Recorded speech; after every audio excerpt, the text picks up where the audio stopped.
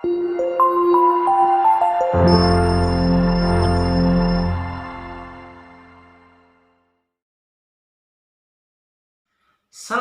warahmatullahi wabarakatuh. Salam pencinta dakwah Darul Hikmah.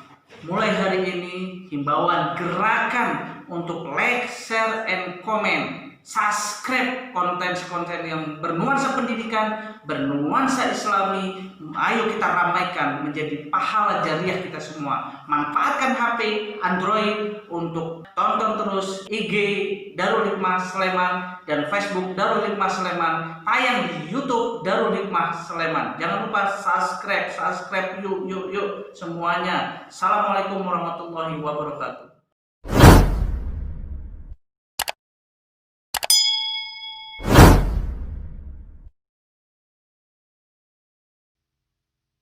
Bismillahirrahmanirrahim. Assalamualaikum warahmatullahi wabarakatuh. Waalaikumsalam warahmatullahi wabarakatuh. Sahabat pecinta dakwah Darul Hikmah dimanapun berada, alhamdulillah di pagi hari ini kembali kita berjumpa di dalam kajian live streaming akidah. Mohon maaf ini saya menggantikan Bang Alan karena Bang Alan ada sedikit urusan yang begitu sangat penting yang tidak bisa ditinggalkan beliau. Jadi sekarang saya menggantikan Bang Alan untuk mendampingi Bapak Ustadz Sapardi nanti menemani beliau dalam penyampaian materi akidah. Materi akidah ini sangat penting para sahabat Darul Hikmah. Kenapa sangat penting? Karena sudah sangat jelas yang namanya akidah atau ketauhidan ini adalah kunci utama kita dalam melaksanakan khususnya peribadahan agama Islam. Nanti di pertemuan kali ini Bapak Ustadz akan menyampaikan lebih banyak lagi tentang tauhid rububiyah kepada kita. Tapi sebelumnya saya ingatkan kembali kepada teman-teman semua, kepada sahabat Darul Hikmah dimanapun berada, para alumni, orang tua dan santri-santri, pokoknya jangan lupa untuk selalu like, share, dan komen. Yang belum subscribe YouTube-nya di-subscribe karena kajian ini nanti akan tayang di YouTube di sore hari tentunya karena perlu pengeditan dan sebagainya dulu ya. Maka mari kita sama-sama memulai kajian di pagi hari ini dengan membaca Al-Basmalah bersama. Bismillahirrahmanirrahim. Selanjutnya tidak lama-lama saya nyapa dulu Pak Ustadz Sapardi, bagaimana kabarnya, sehat? Alhamdulillah. Masih sehat ya. Masih kayaknya nanti Pak Ustadz ini sebenarnya ya nanti kita kupas lebih dalam, mungkin ada momen tersendiri tentang talk show untuk Pak Ustadz ini. Sebenarnya beliau itu keahliannya sangat banyak ya. Itu sangat perlu sekali inspirasi buat anak muda seperti kita ini ya, harus terinspirasi banyak dengan beliau. Salah satunya adalah bela diri. Wah, ini jago bela dirinya. Jadi kita harus hati-hati juga gitu. Nah, Pak Ustadz, selain nanti kita membahas, mungkin ada beberapa pertanyaan yang telah lalu yang kita lewatkan. Ya. Mungkin tauhid rububiyah ini kerangkanya dulu bisa mungkin disampaikan kepada teman-teman sahabat Darul Hikmah, nanti apa yang harus dibahas gitu. Langsung saja ya, kita waktu serahkan kepada Pak Ustadz Sapardi. Bismillahirrahmanirrahim. Alhamdulillahi nahmadu wa nasta'inu wa nastaghfiruh. Asyhadu an la ilaha illallah wahdahu la syarikalah wa asyhadu anna Muhammadan abduhu wa rasuluh. Allahumma shalli wa sallim wa barik ala sayyidina wa habibina wa maulana Muhammadin sallallahu alaihi wa alihi wa sahbihi wasallam. Kaum muslimin dimanapun Anda berada, semoga keadaan sehat senantiasa menyertai Anda semua dalam keadaan bahagia dan senantiasa dalam lindungan Allah Subhanahu wa taala. Itu ya Pak ya. Kita masih membahas tentang masalah tauhid ya. Kita masih memperdalam tauhid rububiyah. Ya, kemarin sudah kita sedikit singgung pada pertemuan yang lalu. Tidak ada salahnya kita sampaikan kembali gitu ya, pengertian tauhid rububiyah ya. Tauhid rububiyah itu adalah keyakinan seorang hamba bahwa Allah itu esa, Allah satu-satunya di dalam penciptaan, pengaturan, kepemilikan, pemeliharaan, penguasaan ya. Termasuk nanti yang mengubah segala sesuatu dari satu keadaan ke keadaan yang lain. Jadi keseluruhan fenomena-fenomena itu di dalam kekuasaan Allah Subhanahu wa taala, termasuk hak Allah untuk meluaskan rezeki seseorang, menyempitkan, membentuk rupa dan lain sebagainya. Ini semua berada di dalam kekuasaan rububiyah Allah Subhanahu wa taala. Dan seorang muslim itu wajib meyakini bahwa yang berkuasa melakukan ini hanya Allah Subhanahu wa taala. Nah, sahabat seluruhnya dimanapun Anda berada, nanti kita bisa kupas lebih lanjut gitu ya. Ada penciptaan, ada pemeliharaan dan sebagainya. Kita manusia kadang-kadang juga punya klaim-klaim menciptakan gitu ya, bahwa Thomas Alva Edison menciptakan lampu bisa dan sebagainya. Nanti kita bagaimana mendudukkan istilah penciptaan ini yang disandang untuk manusia dengan yang disandang bagi Allah Subhanahu wa taala sebagai Al-Khaliq bagaimana? Termasuk juga dalam hak-hak pengaturan dan lain sebagainya itu. Ya, seorang kepala sekolah mengatur lingkungan sekolahnya begitu. Apa nanti perbedaannya dengan pengaturan yang berkaitan dengan tauhid ini? Tentu akan sangat berbeda gitu ya. Dan menarik tentunya untuk dikupas. Dan menarik ya. Ini setelah kita merenungkan dari ayat-ayat Al-Qur'an, itu ternyata kita kemudian menjadi sadar bahwa kita selama ini masih memiliki keyakinan yang salah. Keyakinan yang salah sehingga bahkan kita memiliki misalnya pengetahuan dan lain sebagainya, memiliki kekayaan, memiliki anak buah, itu kadang-kadang kita merasa bahwa itu anak buahku, gitu. Itu kekayaanku dan lain sebagainya, gitu. Kesadaran bahwa Allah yang mengumpulkan itu untuk kita itu, ya kita seringkali hati kita itu lali gitu, enggak ingat seperti itu. Ya, ketika kita melihat di dalam salah satu surat Al-Quran itu dalam surat An-Naml gitu. Nabi Sulaiman itu senantiasa menyadari bahwa ada kekayaan, ada tentara baik dari jenis jin, manusia dan burung-burung itu Nabi Sulaiman selalu menyadari bahwa Allah yang mengumpulkan untuk dia. Jadi bukan karena kekuasaan, keahlian, ilmunya gitu. Beda dengan Qarun gitu. Kalau Qarun merasa bahwa saya punya ini kan karena ilmuku gitu. Nah ini ternyata kita masih selalu terlena ya dan lupa bahkan memiliki keyakinan yang sesat dalam hal ini sehingga merasa bahwa kita memiliki sesuatu itu hasil jerih payah kita semata-mata. Nah ini bahaya ini. Jadi kalau seorang mengaku muslim tapi mati dalam keadaan membawa keyakinan seperti ini, gawat ini. Gawat. Ya, itu baik. Kita bahas satu-satu gitu. Jadi bahwa tauhid rububiyah itu keyakinan seorang hamba bahwa Allah itu satu-satunya yang salah satunya adalah yang menciptakan. Satu-satunya yang menciptakan itu ya satu-satunya yang menciptakan. Allah adalah pencipta segala sesuatu. Ya, kita kan kadang-kadang bertanya masa iya sih gitu. Ya, barangkali pertanyaan sering muncul di pikiran sebagian dari kita. Ya, sekarang mari kita lihat gitu. Kalau kemarin kita sudah singgung surat Al-Hajj ayat 5 itu, ya, hai manusia, kalau kalian ragu tentang kebangkitan, maka sesungguhnya inna khalaqnakum min turab. Sesungguhnya kami menciptakan kamu dari tanah. Tsumma min nutfah, tsumma min 'alaqah, tsumma min mudghah dan seterusnya itu. Nah, mari kita lihat apakah ayat Al-Qur'an ini doktrin atau sebenarnya paling masuk akal. Ini penting. Ya, karena selama ini kita ngaji itu kadang-kadang melupakan aspek akliyah kita gitu. Padahal afala yatadabbarun al-Qur'an, apakah kamu tidak mentadabburi Quran? Salah satu unsur tadabbur Quran itu adalah tafakur. Ya. Tafakur, berpikir, kemudian berzikir, ya, merenungkan, meresapkan, menghayati. Nah itu unsur-unsur tadabbur itu seperti itu. Sekarang kita lihat surat Al-Hajj ayat 5 itu menyatakan penciptaan manusia itu Allah yang menciptakan. Nah, kita lihat sekarang faktanya manusia itu ada gitu ya. Kita semua ada. Silih berganti itu. Ada yang lahir, ada yang meninggal dan sebagainya.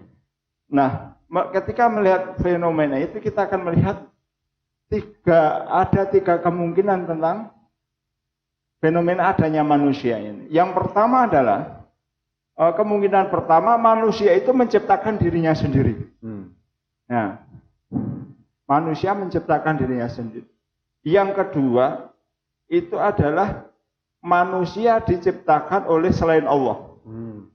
Kemungkinan yang ketiga adalah manusia semata-mata diciptakan oleh Allah.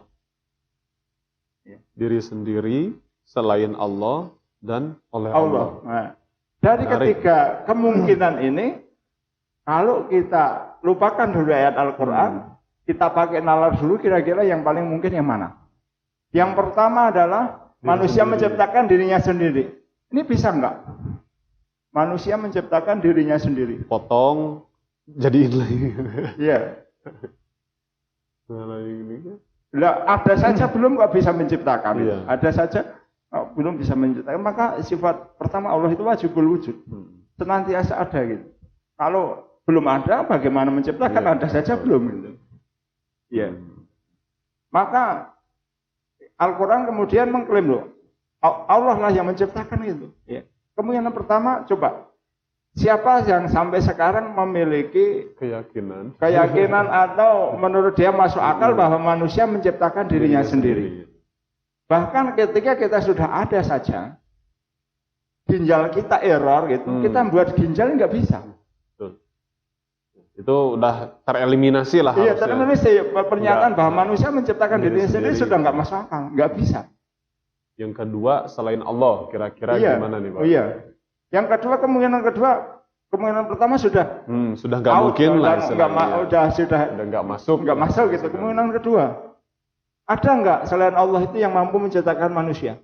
Kita lihat dari klaim sejarah lah, dari zaman Sokrates, Plato dan sebagainya, atau zaman bahula dulu lah. Ada nggak dalam sejarah itu klaim bahwa ada makhluk yang menciptakan manusia? Entah itu manusia sendiri, atau Gendruwo, atau Nyi Roro Kidul, atau Dracula dan sebagainya, ada nggak?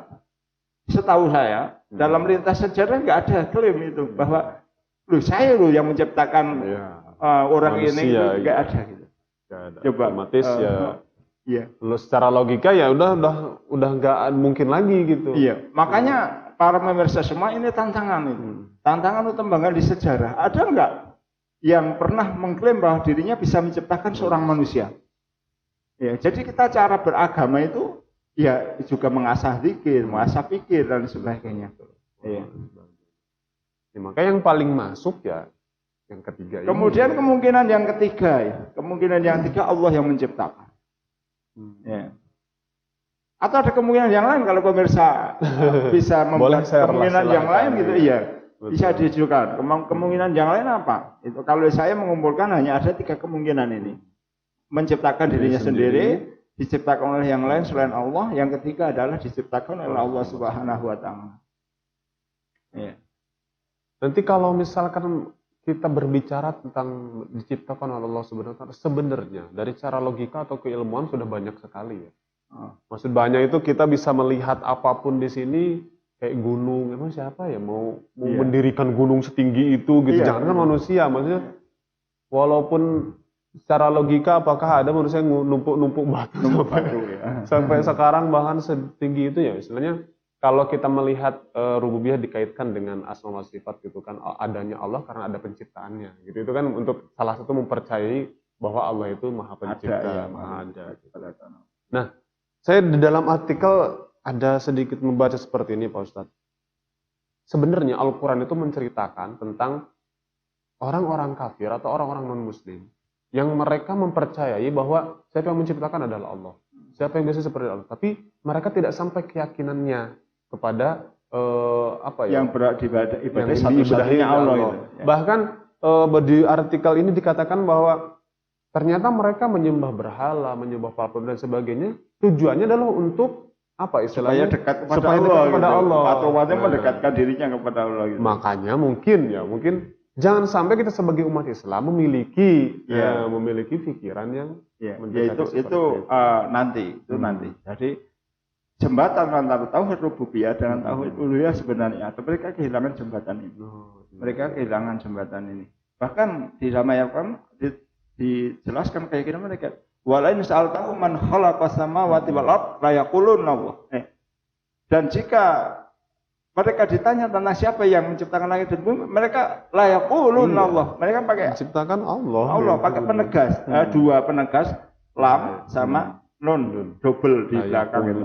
Benar-benar Allah tidak yang lain yang menciptakan ini. Ini keyakinan ada orang kafir dulu tentang bahwa Allah itu yang menciptakan langit dan bumi. Maka kalau sekarang kok ada orang yang berkeyakinan bahwa bumi, langit dan sebagainya ada dengan sendirinya, ini lebih bodoh daripada orang-orang kafir jahiliyah itu. Ya. Berarti mungkin sekarang kita kupas ini. Kupas bagaimana sih kita tadi kemungkinan yang ketiga ini? Iya. Nah, kemungkinan yang ketiga masih orang masih bisa khayal. Itu kan kata agamamu. Kata agama yang lain kan lain. Iya. Ya coba kita bisa nggak jawab seperti ini? Orang Kristen mengklaim bahwa yang menciptakan manusia itu Yesus yang diyakini sebagai Allah atau perwujudan Allah. Ya, Yesusnya itu kan katanya perwujudan Allah yang diturunkan ke bumi. Tapi menurut mereka ini hakikatnya Allah juga pencipta langit dan pencipta manusia itu. Betul. Kemudian mungkin yang beragama juga akan begitu gitu. Iya. Bahkan orang-orang ateis yang mengatakan evolusi itu yang menciptakan manusia itu dari hewan bersel satu hidup di air kemudian jadi binatang akhirnya jadi kodok ke darat kemudian jadi monyet kemudian berevolusi jadi manusia. Nah, ini seperti itu. Nah, coba ya pemirsa mungkin ada yang penasaran ini. Loh, terus kalau ada klaim-klaim kayak gitu gimana itu? Orang Nasrani mengatakan bahwa yang menciptakan manusia bukan Allahmu itu tapi Allahku, siapa Yesus ya. Kemudian orang Hindu akan mengatakan Dewa Sang Hyang Widi. Kemudian yang Yahudi mengatakan Yahweh dan lain sebagainya. Seperti itu gimana gitu ya. Maka Al-Quran sekali lagi menegaskan kalau kamu memang benar tunjukkan kitabmu. Ya, kita sering baca Al-Quran ya, itu jika kamu tunjukkan kitabmu in kuntum shadiqin ya. Atau tunjukkan argumentasimu, tunjukkan apakah ada di sisimu kitab munir, kitab yang memberikan penerangan itu. Kalau kita jelas. Mana kamu dapat itu bahwa Allah yang menciptakan manusia? Ini kitabku, ini ayatnya ada ya. Contohnya dalam surat Al-Hajj. Nah, itu. Dan kemudian masih di dalam surat-surat yang lain banyak itu.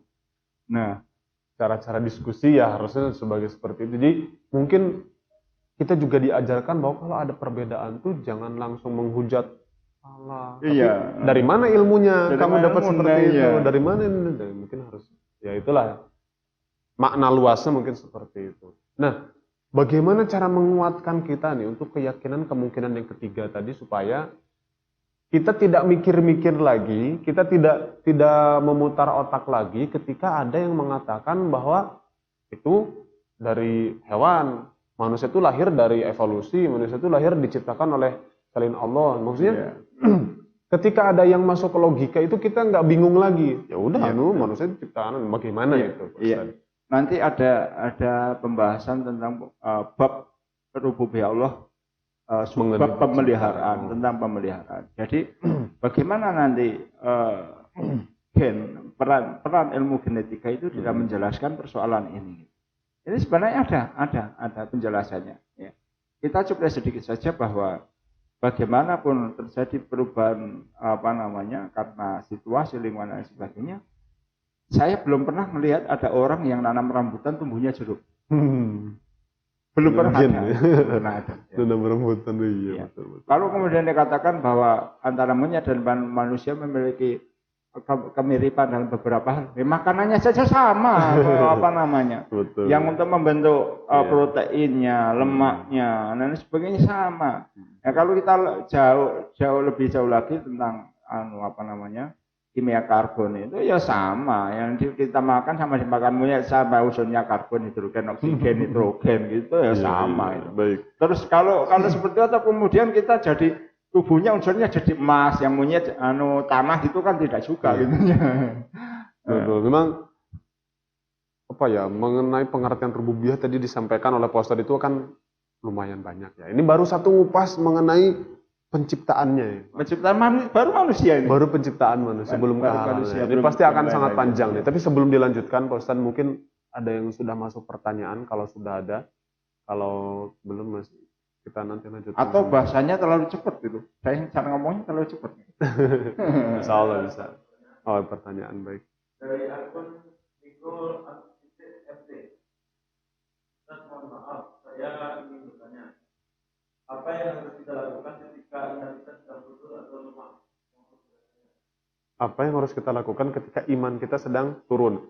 Kan mungkin pernah mendengar bahwa keimanan itu naik turun. Iya. Nah, bagaimana kalau sedang turun itu Ya apa itu harus? yang khusus. Pertama bisa turun. Ya, semua kita itu memiliki kewajiban untuk senantiasa memelihara iman, ya, memelihara iman. Caranya apa? Ya. Caranya dengan pertama masalah keilmuan, ya, keilmuan tentang makrifat kepada Allah, ya. Kemudian ibadah. Ibadah ini adalah cara-cara untuk memelihara bahkan memelihara, menjaga, bahkan menguatkan keimanan itu. Nah, orang yang ibadahnya betul, lahir batin, dia akan memiliki fungsi ini. Jadi kenapa kadang-kadang orang banyak berzikir tidak menambah keimanan, karena zikirnya tidak sampai ke dalam hati. Atau dia berzikir tanpa ilmu, tanpa pemahaman. Ya. Nah, kalau seperti ini maka tidak akan menguatkan keimanan itu. Coba bayangkan kalau kita sederhana saja, sholat malam itu di dalam hati kita senantiasa teringat menyadari bahwa kita itu senantiasa bergantung kepada Allah gitu ya. Nafas kita, detak jantung kita, sirkulasi darah kita bergantung kepada Allah itu. Kalau Allah menghendaki ini jantung berhenti mati gitu, itu akan khusyuk gitu. Ya, pada saat itu maka keimanan itu akan naik gitu, akan naik ya. Maka justru ketika iman sedang turun, kita harus banyak muhasabah, kemudian banyak berdoa, itu banyak berzikir, banyak beribadah gitu. Mungkin gampangnya mengingat kembali ilmu gitu, iya. Ya. Dengan itu diharapkan apa? Bahwa keadaan deklinasi ini tidak berlangsung lama, kemudian pasti naik lagi. Pasti naik lagi. Baik. Nah, tadi kita sudah singgung sedikit tentang penciptaan, Ustaz, rububiyah itu. Mungkin biar istilahnya para sahabat sedikit penasaran tentang rububiyah penciptaan ini. Nanti kita kupas di waktu-waktu yang akan datang penjelasan secara seluruhnya. Mungkin sekarang bisa disampaikan mengenai kekuasaan rububiyah dari segi kekuasaan Allah tuh seperti apa? Iya. Iya, jadi kalau kita lihat dari pengertian tadi, penciptaan, ya, pengaturan. Nah, pengaturan nanti berkaitan dengan kekuasaan Allah Subhanahu wa Ta'ala. Ini sebenarnya dari penciptaan tadi itu masih masih panjang, itu tadi baru satu bab dari manusia. Kita mau singgung yang itu dulu atau kita lanjutkan selesaikan masalah penciptaan? Monggo ya. Kalau kita singgung dulu masalah keyakinan bahwa Allah itu ya penguasa ya, pemilik ya. Jadi salah satu keyakinan seorang muslim itu bahwa kita meyakini bahwa Allah itu adalah pemilik segala sesuatu ya. Bagaimana disebutkan di dalam kita ke sana dulu nggak apa-apa, besok kita kembali ke kali ini tadi penciptaan manusia, penciptaan alam makro bagaimana gitu, makro kosmos gitu ya. Nah, kita ke sana dulu bahwa di dalam Quran di surat Al-Baqarah ayat-ayat akhir itu lillahi ma fis samawati wa ma fil ardh. Milik Allah segala apa yang ada di langit dan di bumi. Kemarin juga sudah saya sedikit tulis tentang ini masalah segala sesuatu pemilik hakikatnya, segala sesuatu pemilik hakikinya itu adalah Allah Subhanahu wa Ta'ala. Nah, ini bagaimana ini? Apakah benar itu ya? Pemilik yang hakiki adalah apa arti pemilik sebenarnya? Pemilik yang hakiki itu adalah pemilik yang punya kekuasaan penuh terhadap barang, sifat atau manfaat dari sesuatu yang dimilikinya. Ya. Jadi hakikat kepemilikan itu adalah kekuasaan, ya. Ya, kekuasaan. Iya. Pemilik itu ada yang pemilik absolut Allah, ada yang pemilik nisbi, pemilik yang relatif gitu. Itu manusia itu. Ya.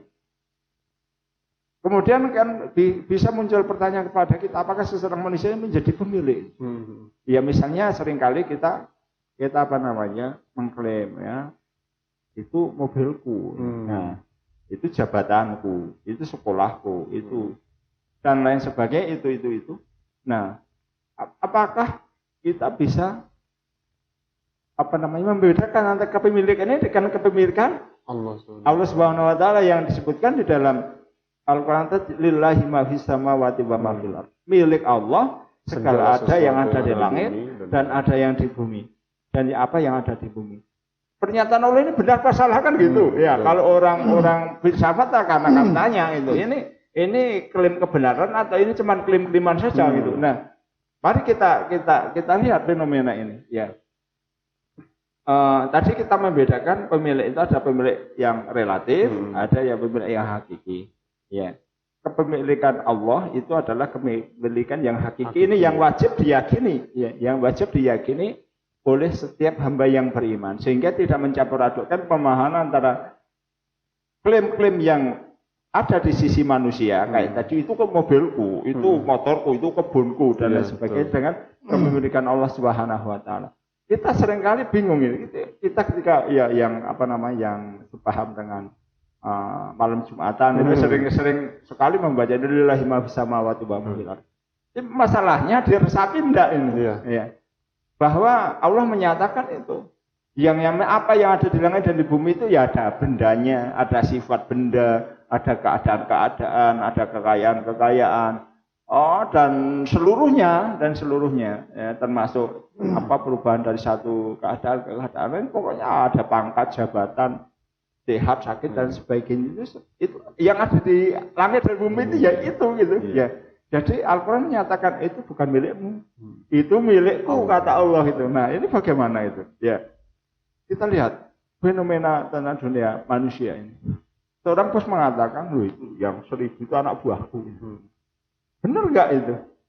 Coba pemirsa pikirkan, ini benar nggak pernyataan seperti itu? Sekilas nampak benar, itu pemilik. Tapi ketahuilah bahwa itu anak buahku itu dengan syarat. Dengan syarat itu bukan kepemilikan mutlak itu. Syaratnya apa? Syaratnya Allah masih kasih kekuasaan kepada dia. Lah kok begitulah iya. Logika sederhananya gampang coba. Itu mobilku. Iya, dengan syarat. Syaratnya apa? Allah masih kasih kekuasaan. Coba Allah tarik. Fungsi jantungmu sudah ditarik. Fungsinya enggak. Jantungnya berfungsi. Meninggal. Pasti enggak. Tadi kita katakan bahwa pemilik yang hakiki adalah penguasa. Memiliki kekuasaan terhadap benda. Sekarang ketika seseorang jantungnya sudah berhenti. Duk, gitu ya. Sudah jadi mayat gitu. Kira-kira punya kekuasaan sama dengan mobilnya itu enggak? Enggak itu loh. Nah ini yang perlu kita pahami bahwa orang yang paham dengan tauhid seperti ini, meskipun jadi presiden, jadi raja dan sebagainya, dia akan tawadhu itu. Tawadhu.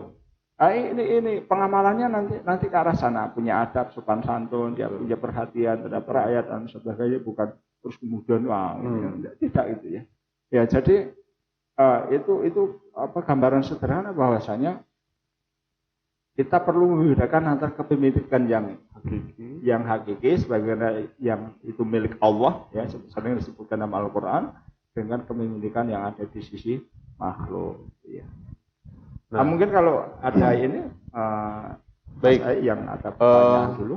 Begini Pak Ustadz, jadi sangat menarik sekali ya. Ini karena waktu kita juga terbatas Pak Ustadz ya. Jadi dari dua pembahasan ini yang mungkin bisa saya ambil kesimpulan sederhananya ya Pak Ustadz. Karena kalau tadi rububiyah sendiri masih ada penciptaan yang makhluk-makhluk kecil yang di dalam sel-sel kita dan sebagainya itu belum kita gambarkan gitu belum kita bahas. Bahkan bagi saya pribadi ketika kita sudah menyadari bahwa manusia dari saya sendiri adalah udah penciptaan Allah itu sangat luar biasa gitu. Belum lagi kita melihat hal-hal yang kecil, bagaimana ikan hidup, bagaimana ini dan sebagainya. Belum makhluk-makhluk besar ya. Nah, belum galaksi yang planet sebagainya. Seluruh alam semesta gitu kan. Nah, jadi logika saya mengatakan seperti ini. Ketika kaitannya ketika kita sudah menyadari bahwa Allah itu yang menciptakan segala sesuatu, otomatis maka kita juga akan menyadari bahwa Allah adalah yang menguasainya dan yang memilikinya. Gitu. Itu udah sudah paham lah, itu sudah sangat apa istilahnya,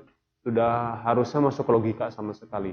Mungkin yang menjadi penasaran, ini bisa jadi pembahasan selanjutnya, mungkin Pak Ustadz, yang jadi penasaran adalah perbedaan kepemilikan itu tadi.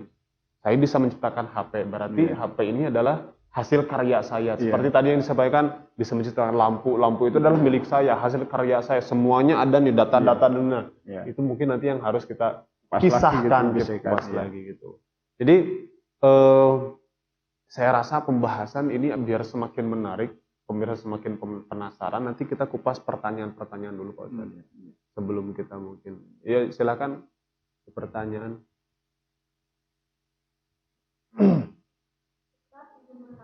Ya.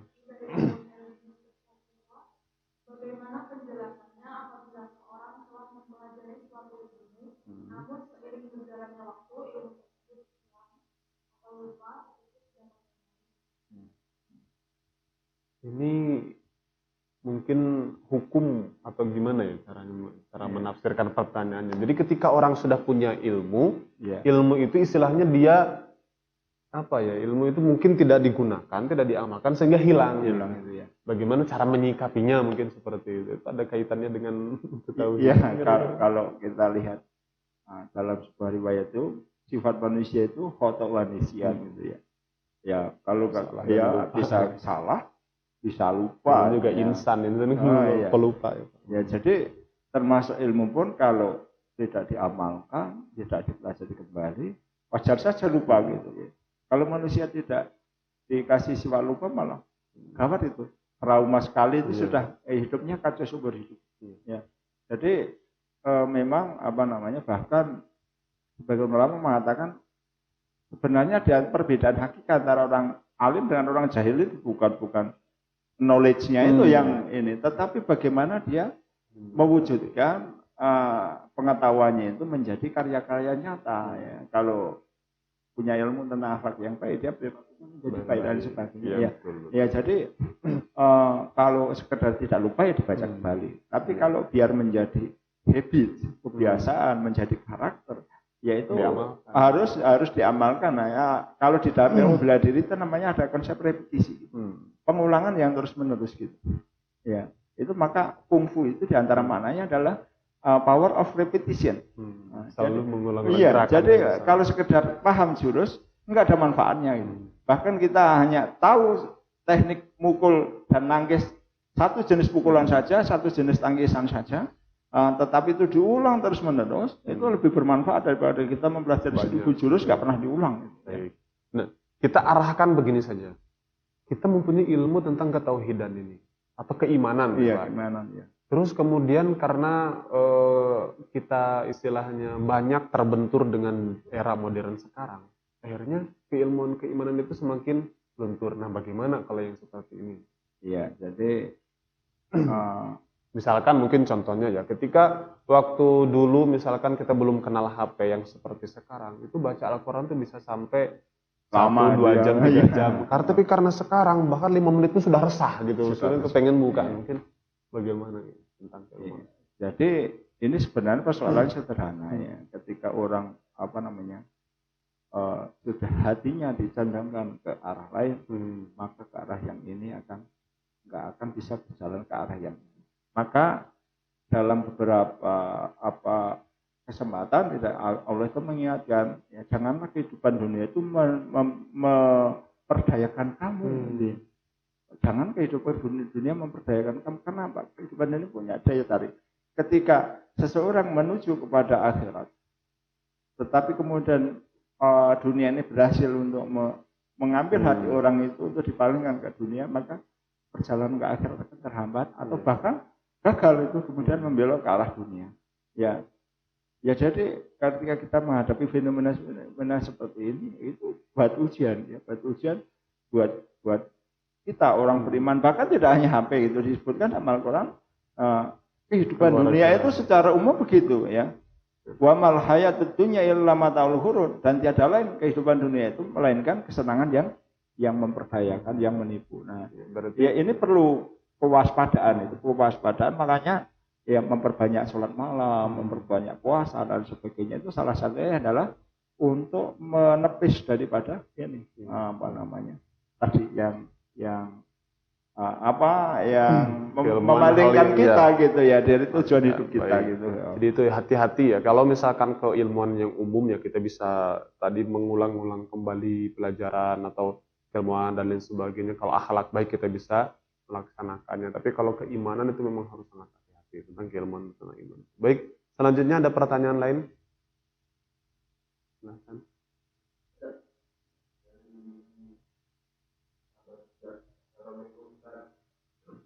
Bagaimana pendapat Ustaz mengenai sebuah cerita tentang yang bisa menjelaskan satu hari yang konon katanya Ya. Ini Candi Sewu. Candi Sewu, candi yang diciptakan oleh jin. Tapi saya pernah mendengar kalimat seperti ini, Ustaz. Jadi kadang ada istilahnya selain manusia nih, makhluk gaib, setan misalkan, itu memang diberi keleluasaan oleh Allah untuk bisa apa istilahnya mungkin semacam kayak mengetahui masa depan, kemudian bisa istilahnya jadi manusia, jadi super gitu. Termasuk tadi ya bangun. Nah, termasuk membangun seperti satu itu. malam itu ya. Itu bagaimana itu, Ustaz? Menyikapinya mungkin. Ya kalau soal apa namanya, soal pengetahuan masa depan, itu dalam surat jin sudah dijelaskan dulu sebelum Rasulullah diutus. Itu mereka masih punya kesempatan mencuri berita dari langit. Nah, itu Kemudian apa namanya, berita yang sebenarnya pesan itu untuk malaikat dicuri ikut nguping istilahnya gini. Iya. Ya. Itu kemudian yang disampaikan kepada teman-temannya, wali-walinya yang di bumi, seperti para dukun, paranormal, ya orang-orang tidak normal seperti itu. Ya, akhirnya terus kemudian apakah tidak mungkin bahwa Allah memberikan kekuatan luar biasa pada salah satu makhluknya untuk melakukan sesuatu yang menurut kita luar biasa? Sangat mungkin. Kisah ini terjadi pada masa Nabi Sulaiman memindahkan singgasana Ratu Balkis. Oh, ya. betul. Ya. Yang salah seorang dari apa namanya tentara Nabi Sulaiman menjanjikan sebelum beranjak dari kursi. Nah, kemudian ada salah satu makhluk yang di sana disebutkan yang diberi ilmu dari kitab. Itu menjanjikan untuk sampai singgasana ke hadapan Nabi Sulaiman itu sebelum Nabi Sulaiman selesai berkedip. Nah, ini apa namanya, bahwa kalau soal kemungkinan mungkin saja gitu. Tapi masalah ini kan masalah fakta yang kita ini. Apakah memang itu fakta atau hanya mitos yang dibuat-buat untuk melanggengkan sebuah kekuasaan tertentu pada masa itu? Nah, ini perlu penelitian sejarah sebenarnya ya tentang Candi Sewu. Benarkah dibuat hanya waktu satu malam itu karena memang nggak ada kitab yang menjelaskan, itu hanya cerita rakyat saja gitu. Kalau di dalam apa namanya kisah Nabi Sulaiman itu memang dijelaskan dalam Al-Quran itu. Terus yang kedua, Nabi Sulaiman memang satu-satunya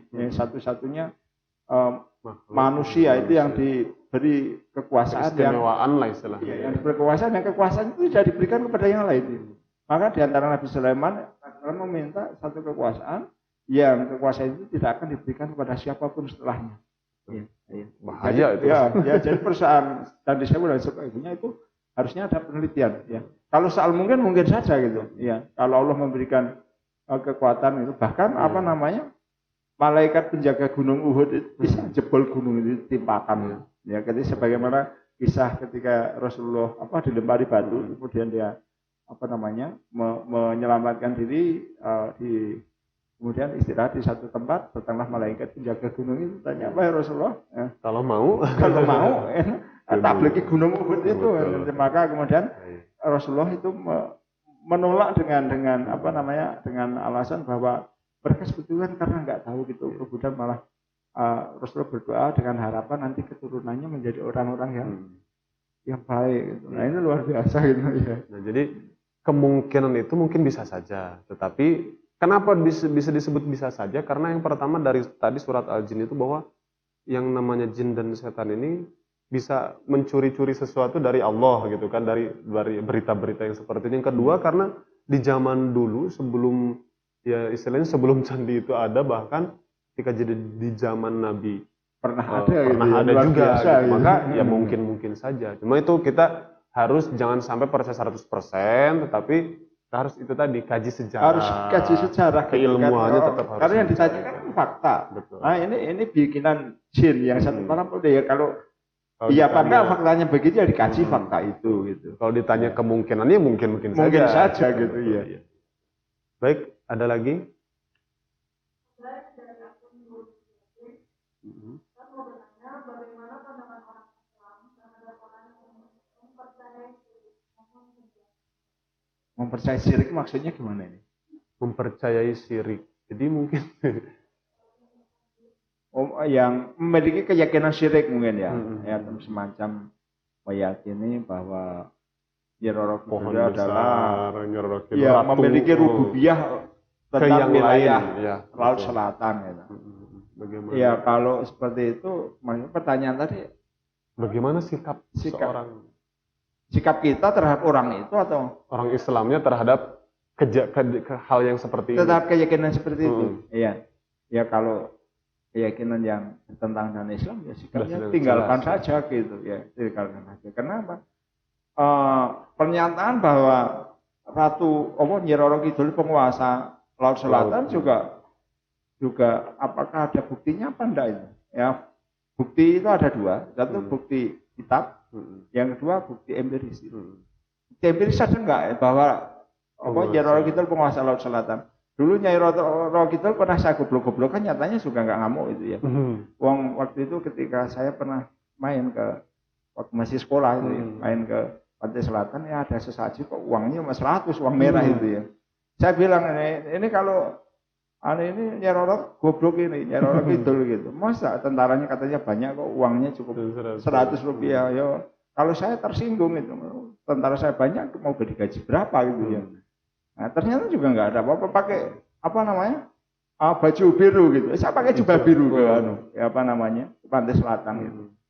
Nah, bahkan dulu ya seperti itu saya ya agak meling juga dalam hal-hal semacam ini gitu ya.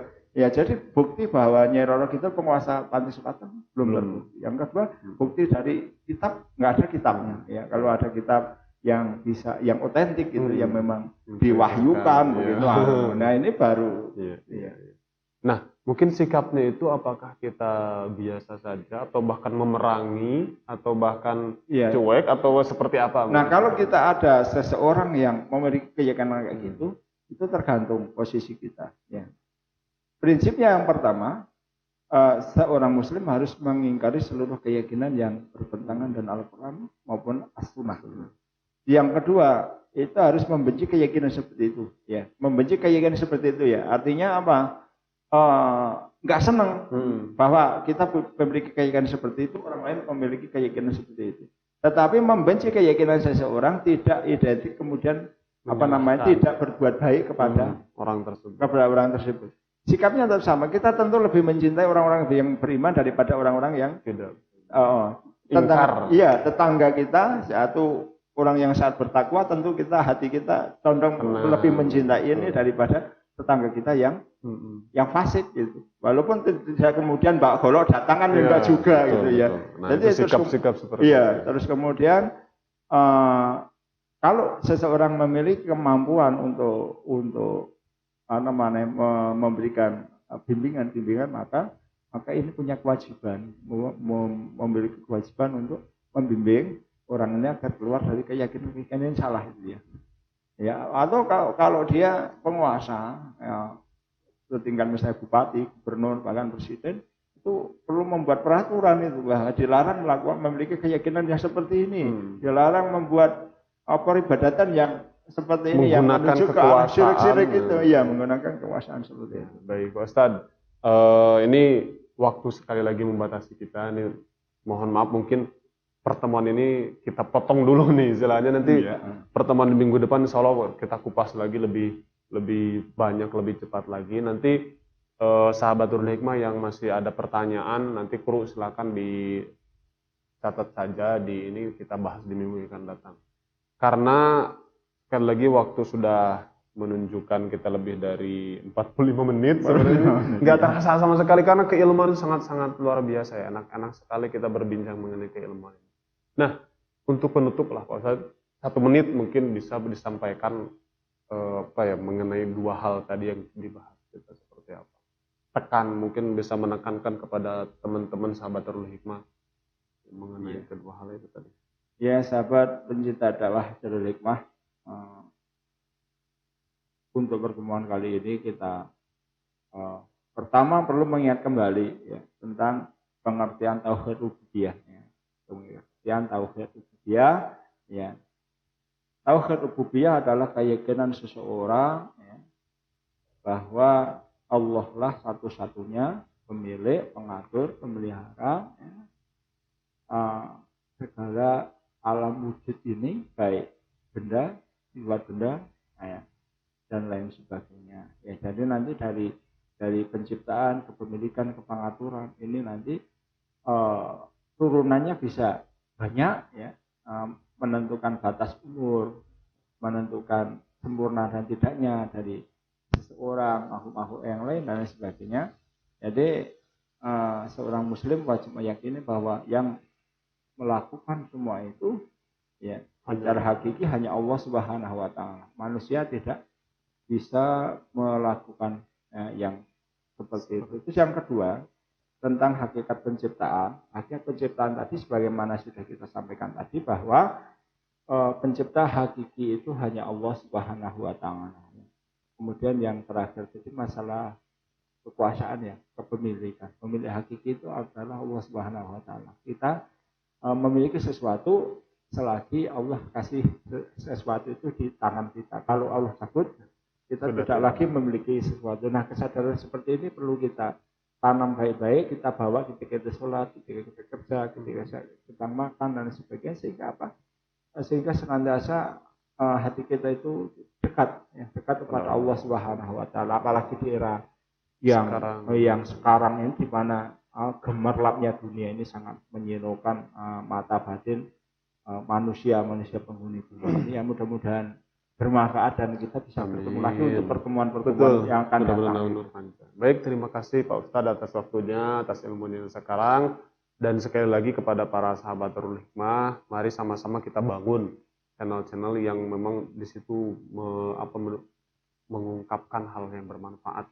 Jadi mari sama-sama di subscribe Facebooknya, YouTube-nya, kemudian di like, di share Facebook dan Instagramnya. Itu saja untuk pertemuan kali ini bisa kami sampaikan. Mohon maaf apabila ada kata atau perilaku yang tidak mengenakan dari kami, serta para kru dan sebagainya. Kita bertemu lagi di minggu yang akan datang, di kajian akidah di minggu yang akan datang. Tutup dengan baca hamdalah, alhamdulillah.